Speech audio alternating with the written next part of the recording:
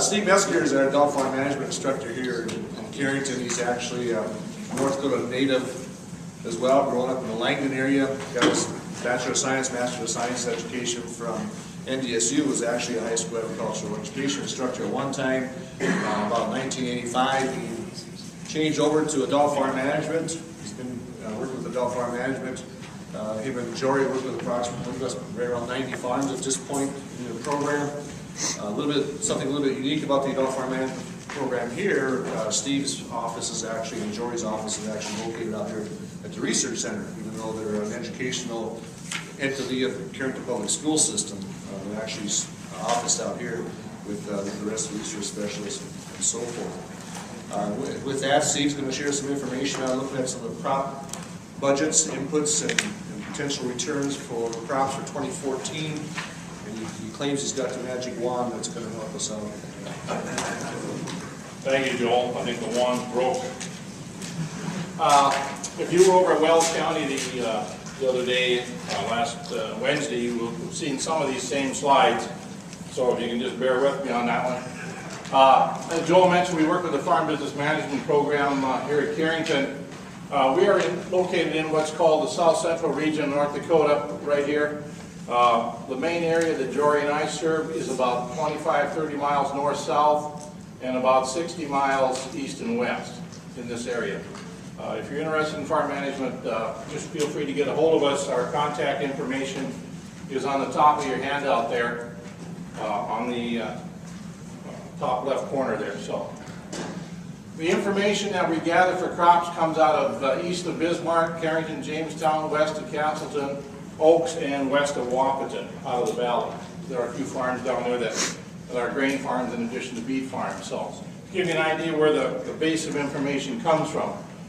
We'll be looking at information out of these farms here, approximately 140 to 150 farms a year for 5 years. So it amounts to a database of over 500,000 acres that we're going to examine here in just a few minutes and then draw some conclusions for crop budgets. Just to kind of set the stage, just going back and looking at where we've been, we do not have 2013 data yet because we are just in the process of gathering that now. But you can see, for example, with corn, our average rent paid in 2012 was $65.09. I expect that'll be up about $5 probably on the average this year. And you can see the average net return on corn. This includes everything, including depreciation. And you can see the effect of 07 when things jumped in the winter. And then back down in 09, and then the last 2-3 years have been very good with corn. Last year averaging $384 an acre. Substantially more than we'll probably see this year due to some reductions in yield and certainly in price. Soybeans, same thing. In 07 we took off with the rest of the grain markets. We've been averaging up in that $125, $130 range, and in 2012 we were at $218 an acre net. Okay. Barley, this one surprises a lot of people, and you can tell me it still itches, I know that. But barley, as you'll see when we get into the charts, performs very well also. Back in 07-08 we had some contracts as high as $9 in barley, and barley was at $242 at one time, back around $100, and in 2012 finished off at $202 an acre net return. Oil sunflowers, the trend is definitely up. If you could follow that just about with a straight edge. You can see the several years around $100 an acre and about $140 in 2012 for the high net return on sunflowers. Interesting to note here, this is not a misprint.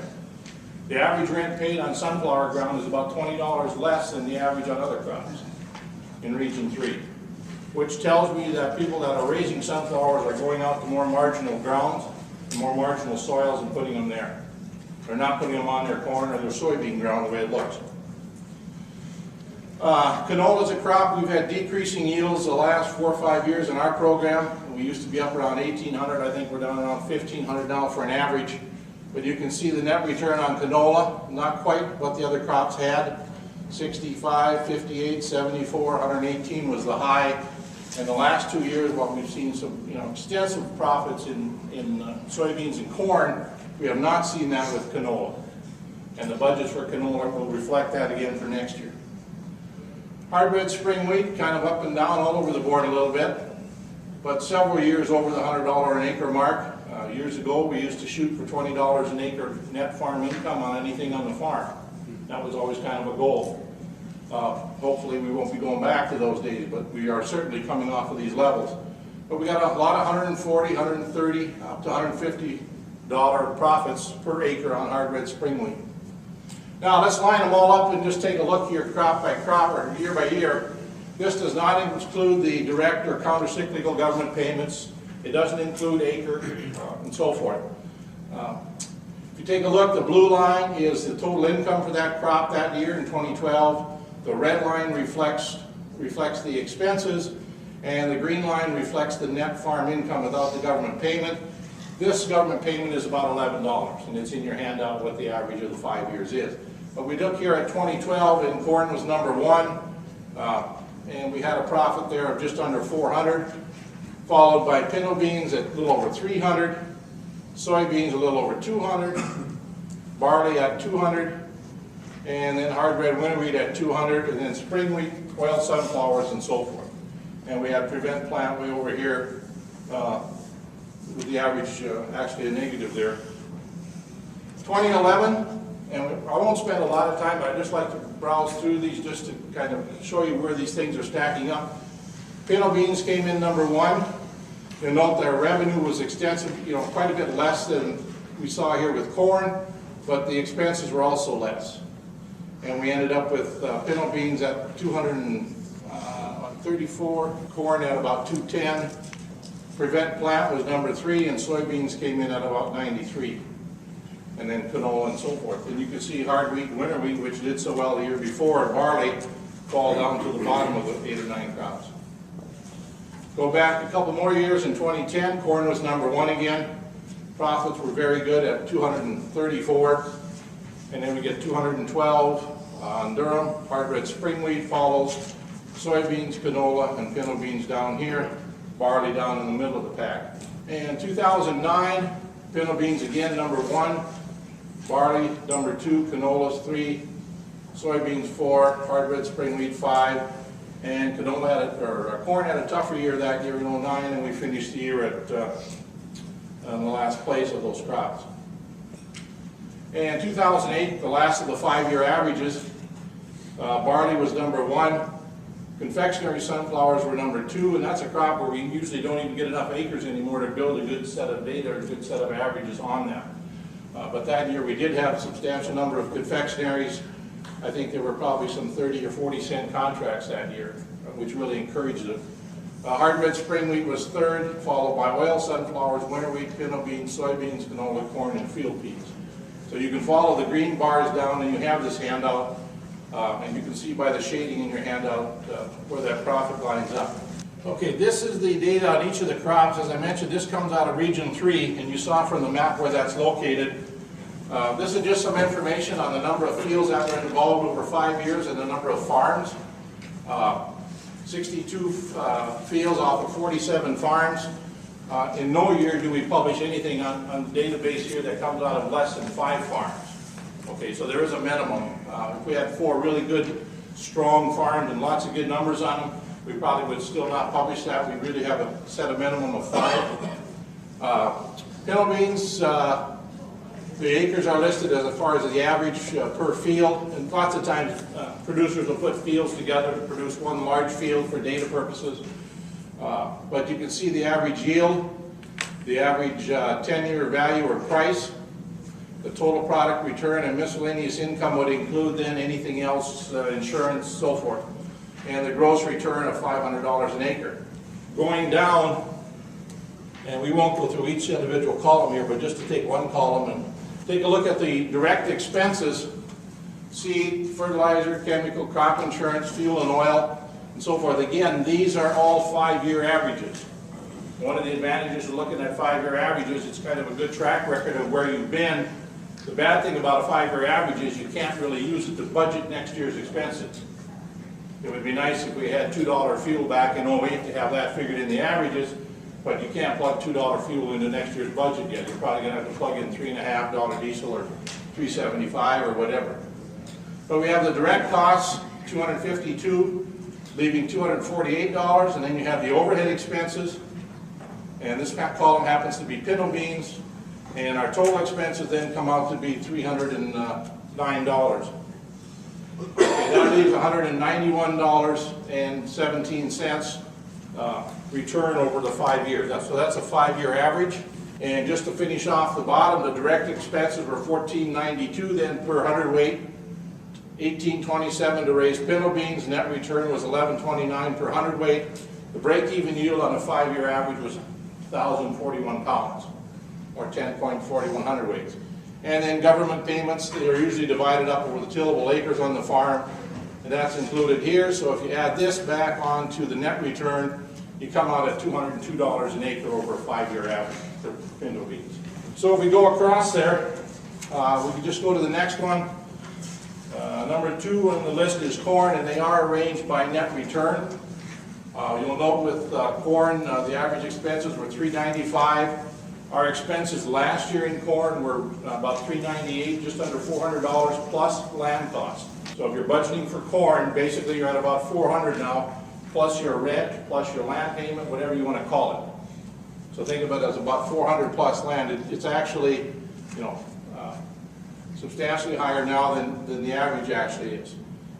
Coming across, we've got barley, and then we've got soybeans, hard red spring wheat, oil sunflowers, and canola.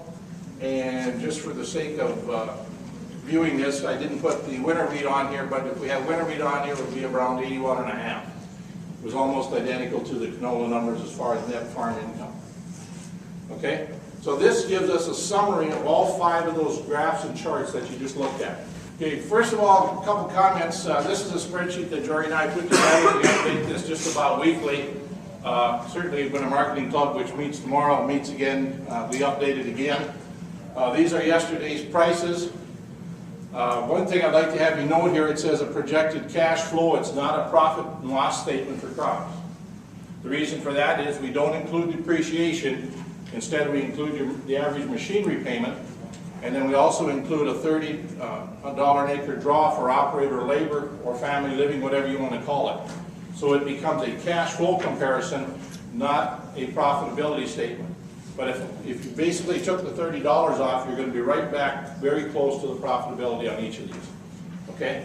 But this is a cash flow comparison of the different crops. Let's take wheat, for example. We've got 50 bushel wheat plugged in. If you go back and look at your 5-year averages, the 5-year average on wheat came in at 50.5 bushels. So 50 bushels seems reasonable. Where do we get 6 1/4? That's September futures minus a 60 basis. And the bad news is, I looked this morning, and I think now some of the elevators are already at 75 for next fall on wheat. So maybe this is 15 cents too high. Seed cost is plugged in, 24, fertilizer 71. The fertilizer is a combination that's at 45 cents per pound actual.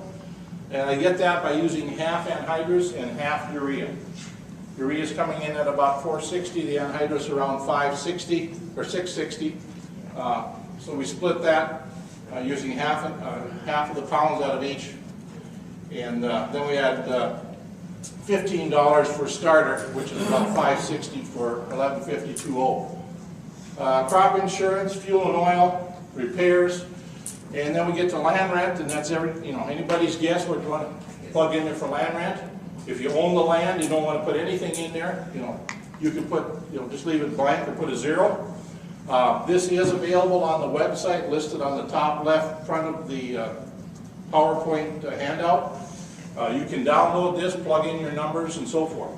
Again, this is it's protected, but it's not passworded, which means if you don't like something, you want to say something different, you can get in there and change some wording, but be careful not to bump out the formulas, or you'll get some funny-looking enterprise numbers here.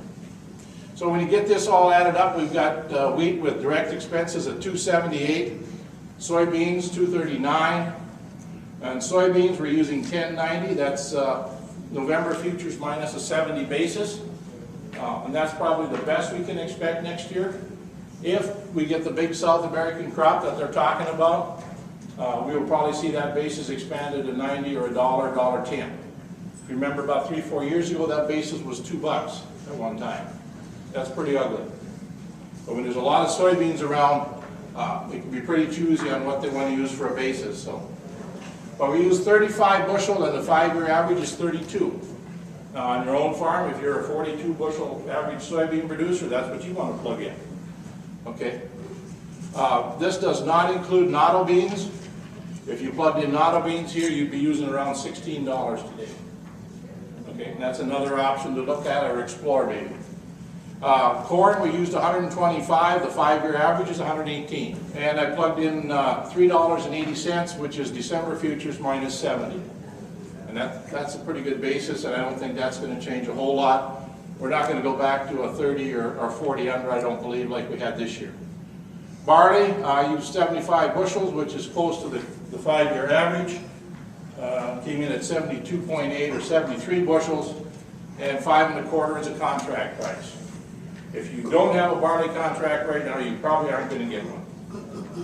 And if you want to try and raise barley on the open market, you basically take about 70% of the value of corn, okay, which would get you down about $2.90. Be pretty tough. Canola, I checked this morning, we were at, the canola price posted right now is $17.65, and we're at 20, so we're probably $40 an acre too high, but we use 1,700 pound canola, and that's just a little better than the 5-year average. And pinto beans, we use 1,700, and we use 30 cents. And most places don't want to say what the contract is, and most producers that have a contract don't want to talk about it, because they're pretty protected of that right now. I don't know if those contracts are 33 or 35, but you'll know when we get into 30-cent pinto beans here that they do cash flow fairly well. So you can plug in your individual numbers here, and you'll come up with this direct expense. And so let's drop down to the next area here. Here we have overhead expense. And you'll note that it says 30 to 40, 30 plus 30. 30 to 40 would be the overhead costs that you're going to incur. That's your electricity on the farm, utility bill, interest on the buildings, hired labor, those types of things. And it's a little higher for corn and a little higher for pinto beans. And any of you that raise those crops realize that. The $30 in the middle is allowance for machinery payments. You could turn that around and say that's depreciation, because normally our depreciation pretty much will cover our machinery payments. And then we get over here, there's another $30, and that's for operator draw or labor. That's what makes this a cash flow statement rather than a profitability statement. And so we plugged in $90 for most of the crops. We pushed corn an extra 10, and some people would say maybe it should be 20, but we went 10, and we went an extra 5 on pinto beans. And that gives us total expenses then of $368, $329, $510, $353, $391, and $433. Net returns, now keep in mind this includes draw, so this is not a profit and loss statement. This is your net return back after you make your machinery payment, you make your $85 rent payment, you take $30 an acre for operator draw. You have left how much? Negative 55 on the wheat. So that means I can raise wheat for 25 minus 25 if I don't take any operator draw. And if I want to get to 0, I don't make any machinery payments. Or I go back up and I raise 60 or 70 bushel wheat to compensate for that $50 loss. So on a cash flow, I'm coming up $51 short. Soybeans, I produce a $52 profit even after my draw, my payments are made, and so forth. On corn, we're coming in at a net return of a minus 35. Again, you'd have to look at the payments or give up some draw. We're using 125 bushel yield. If you want to use 140, that'd be what, another 15 bushels at 4. That would give you 60. That would cut this out, give you a $25 profit above all costs. Barley, this one is good every year, it seems like. We come in at around $41, and that's 75 bushel barley at 5 1/4.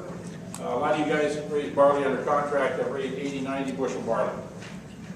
You know, that price is better than that. So you know that could certainly be pushed. Here we have canola. This is 1,700 pound canola at 20 cents.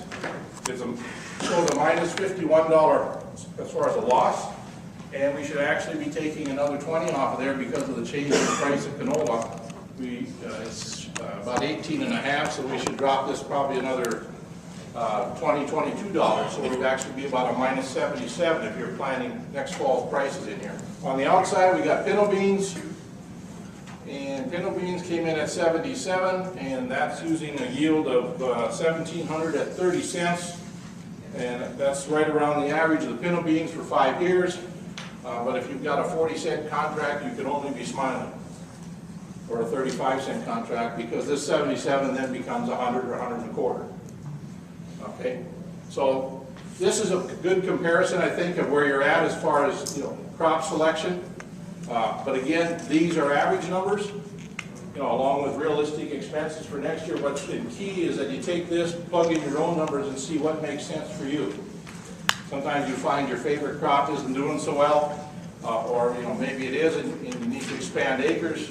Behind all of this, you still have to consider things like crop rotation, which is not now defined as changing varieties. It's actually changing crops. I'm worried that our crop rotations are really getting tight. We got a lot of broadleafs out there. I'm hoping we don't get that year when white mold just in rotating it just explode. If we go down here, what's the break-even price in this budget? We would need $7.36 just to break even, so that all of these minuses would go away. We would need $9.40 wheat or soybeans, $4.08 corn, $4.71 on the barley, $23 on the canola, and $25.47 on the pinto beans. If you want to make $100 more than breaking even up here, go to this line. You need $9.36, $12.26, $4.88 corn, $6.04 on the barley, $29 on the canola, and $31.35 on the pinto beans.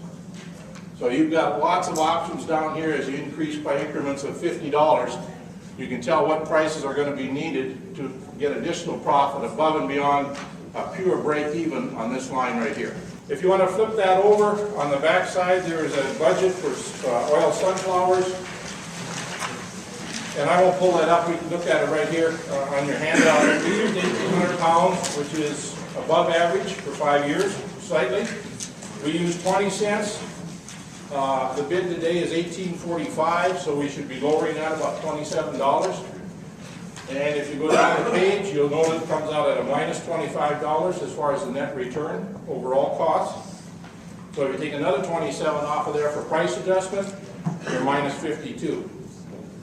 So either you're going to have to get the sunflower price up, or you're going to have to push the yield from 18 up to 24, 2,500 to make that work. Now these are all examples using a good database, as far as what's behind it, but what's key is your own set of numbers.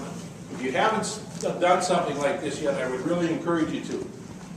If we get a big estimate on the South American crop in January or February, what would happen if we dropped soybeans $1.50, $2? Okay, where's that going to take corn?